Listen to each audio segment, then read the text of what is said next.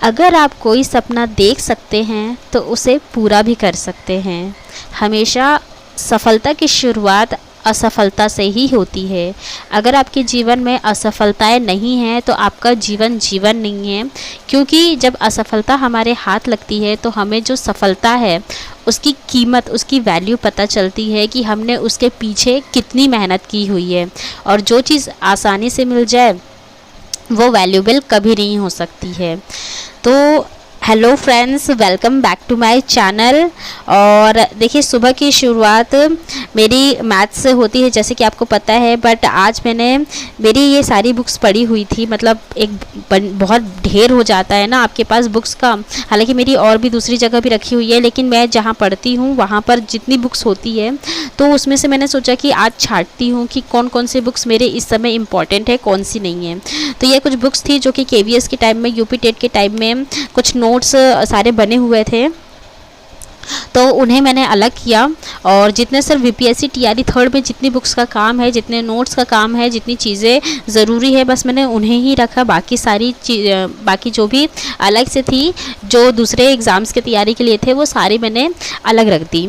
और यहाँ पर सिर्फ और सिर्फ मेरे BPSC में जिसमें मुझे ज़रूरत है उतनी ही बुक्स का मैं यहाँ पर कलेक्शन करके रखा हुआ है, क्योंकि ज़्यादा होने पर भी आप जल्दी से चीज़ें ढूंढ भी नहीं पाते हैं, है ना। तो इसीलिए तो फ्रेंड्स, मैं यहाँ पर जो हम लोगों का भारतीय राष्ट्रीय आंदोलन है वो पढ़ रही थी। फ्रेंड्स, इसमें देखिए, आप लोगों को ना सारी चीज़ें डिटेल में पढ़नी होगी। आप NCERT से पढ़िए, SCERT से पढ़िए, या फिर आपके पास जो भी अदर ऑब्जेक्टिव्स है, मतलब जो भी आपके पास है उससे पढ़िए, क्योंकि इसमें आपको स्पेशली डेट्स याद रखनी होगी। और देखिए, पत्र पत्रिकाएँ, नारे वगैरह, ये सब आपको याद करना होगा। इसके अलावा एक और चीज़ मैं आपको बता दूं, देखिए फ्रेंड्स, जो आप लोग तैयारी कर रहे हैं NCERT या SCERT से, उसे ना पर डे भी रिवाइज करते चलिए और वीकली भी रिवाइज करते चलिए। इससे क्या होगा ना कि जो भी चीज़ें आपको याद नहीं है वो भी आपका रिवाइज हो जाएगा, क्योंकि आप इकट्ठे अगर रिवाइज करने लास्ट में जाएंगे ना तो आपको भी दिक्कत होगी। मतलब बहुत ऐसा लगेगा कि बहुत ज़्यादा बर्डन है।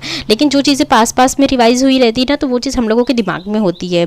प्लस उसके अलावा मैंने अपने SCERT के नोट्स भी बनाए हैं, वो भी मैं आपसे एक दिन ज़रूर शेयर करूंगी। साथ में देखिए फ्रेंड्स, उसमें बिहार स्पेशल, जो जियोग्राफी में लास्ट के जो चैप्टर्स होते हैं वो बिहार स्पेशल के तौर पे दिए रहते हैं, तो वो ज़रूर आप पढ़िएगा।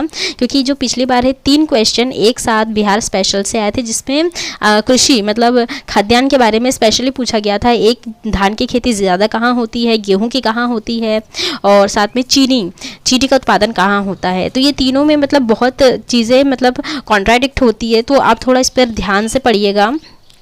और इसके साथ ही फ्रेंड्स, मैं कुछ आपसे अब डेली क्वेश्चंस पूछूंगी, GK GS से एक और एक करंट अफेयर से। तो फ्रेंड्स, आज का आपका एक क्वेश्चन है, इसका आंसर आप कमेंट बॉक्स में ज़रूर दीजिएगा।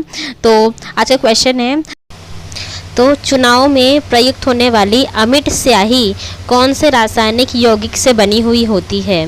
जो वो आप वोट करने जाते हैं तो उसमें जो भी आपके उंगली पे स्याही लगाई जाती है जो कि नहीं मिटती है, वो किस यौगिक से बनी हुई है।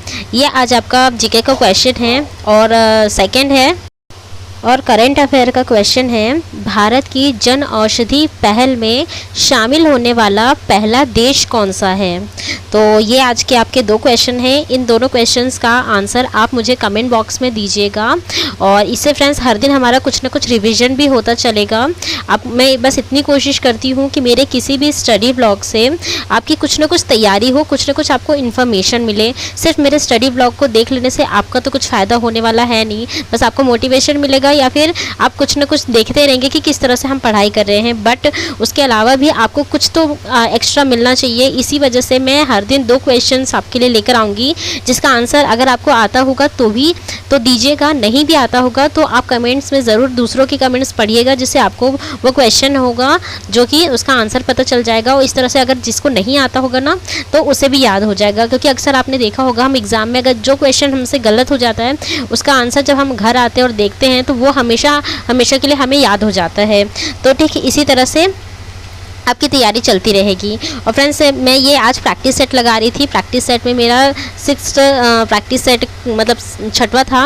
और आई होप आपको ये वीडियो पसंद आया होगा। अगर पसंद आएगा तो तो प्लीज़ अपने दोस्तों के साथ इसे ज़रूर शेयर कीजिएगा, क्योंकि आपका एक शेयर और लाइक मुझे मोटिवेट करेगा और भी नए कंटेंट और वीडियो बनाने के लिए। और मेरे टेलीग्राम चैनल से ज़रूर जुड़ जाइएगा, वहाँ पर बहुत सारी इन्फॉर्मेशन मैं डालती हूँ। और फ्रेंड्स, आपका सपोर्ट मुझे चाहिए, प्लीज़ मुझे सपोर्ट कीजिए। और मिलते हैं मेरे नेक्स्ट वीडियो में। Till then stay happy, stay healthy, bye.